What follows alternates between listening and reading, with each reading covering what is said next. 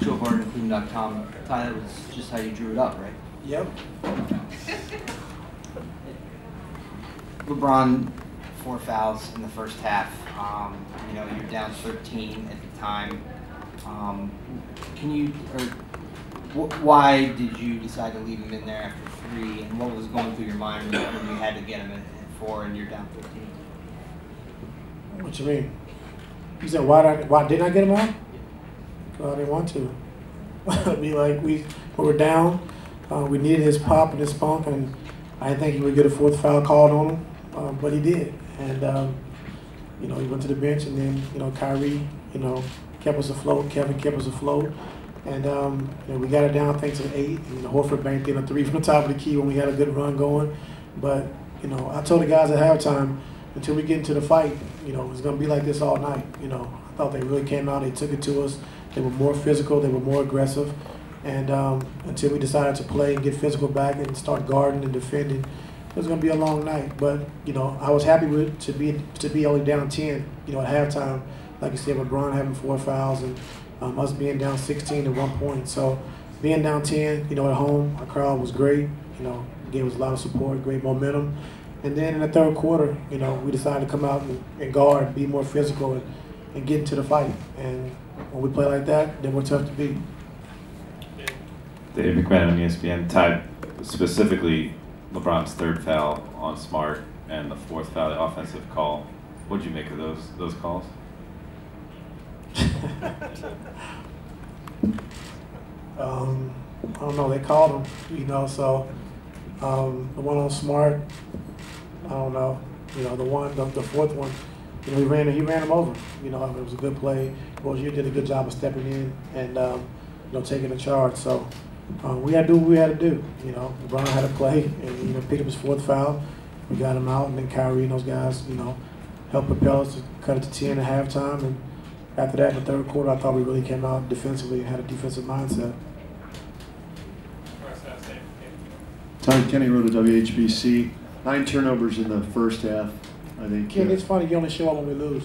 That's funny, man. You only ask questions when we lose. Good win today. Oh, thank you. You're welcome. 9 turnovers in the first half. You limit that in the second half. What was the difference in valuing the basketball in the second half?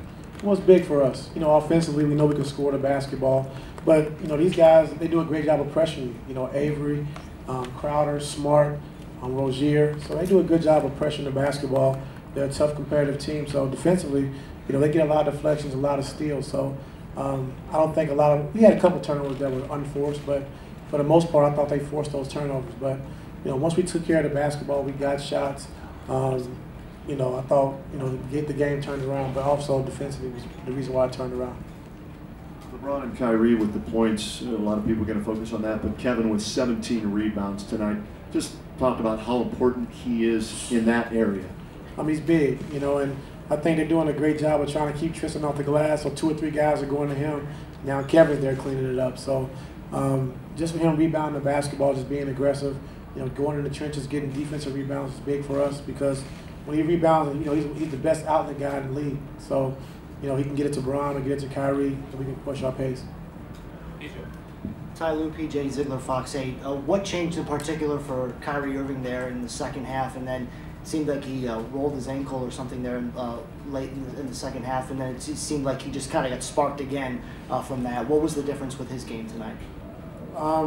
You know, I thought he saw, you know, Bron went out, and he wanted to put the team on his shoulders, on his back, and just, you know, let us ride him until LeBron got back. And he did that. And we put him in some good situations to, you know, ISO, where he's one of the best in the league, and he produced for us. You know, he got to the basket, you know, we ISO'd him at the elbow, he got to the basket, got fouled. So he really stepped up and, you know, really put us on his back and carried us.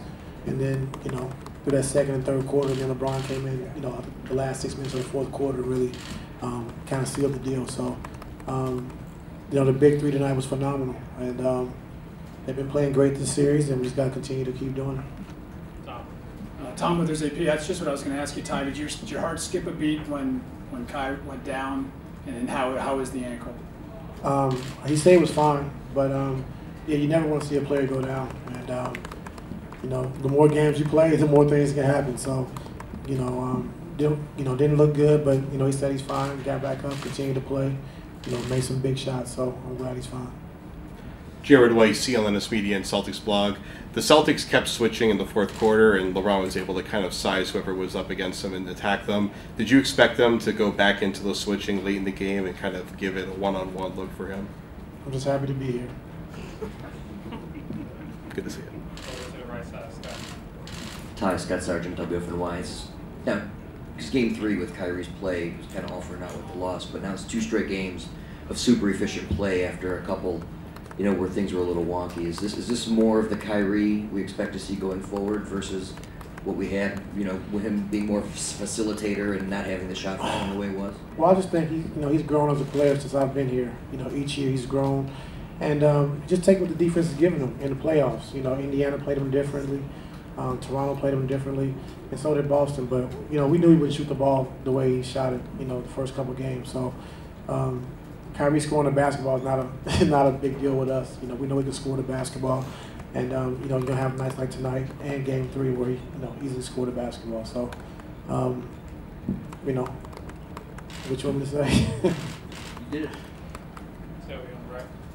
Coach Mark D'Amico, Celtics.com. You've watched all of these guys take over at times and put your team on their back, but and you touched on it a little bit with one-on-one situations, but how unstoppable is Kyrie when he's in that zone in one-on-one scenarios? Very unstoppable.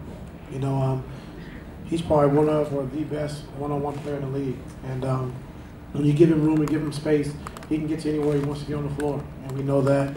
And, you know, what I think probably the best on-ball defender in the league is Avery Bradley. You know, and to take that challenge and, you know, to score, you know, a few baskets like that, you know, against Avery, just shows you how good and special Kyrie is with the basketball because, you know, not too many guys are getting around Avery. you know, we've seen that, you know, for the last 4, 5, 6 years. So that just shows you how special he is offensively. You guys held the Celtics 42 points in the second half while you shot 71% as a team. Which is the more impressive stat for you guys as a group? Defensively. I think the way they had their way was offensively in that first half. You know, Coach Stevens, man, you know, he put them in great situations. They were, you know, playing our defense. They got any shot they wanted. They attacked us. Offensively, they were just so fast. They were just moving so fast without the basketball and put us in some tough situations. But, I mean, plays they were running, you know, with Coach Stevens down and running was just unbelievable. Ty, Ray Jeske, ESPN 90. Second unit, the 4 guys, about 60 minutes. Only 5 shots taken between all of them. Kyle, not a shot taken tonight. How much of a concern is that? Only, I think, 7 points between the entire second unit. And where does Channing Frye fit in going forward, at least in this series? Not really concerned because they're not, like you said, not getting a lot of attempts. But, you know, Korver does his job. You know, defensively, he's solid. And then offensively, they're not going to leave his body. So that's why LeBron and Kyrie are able to get downhill and get into the paint because, you know, Marcus Smart and those guys are doing a great job of staying home on Kyle and, you know, getting over screens. So, with that being said, you know, if they're not going to leave his body, then we should be able to get into the paint and not force as many threes as we did in Game 3.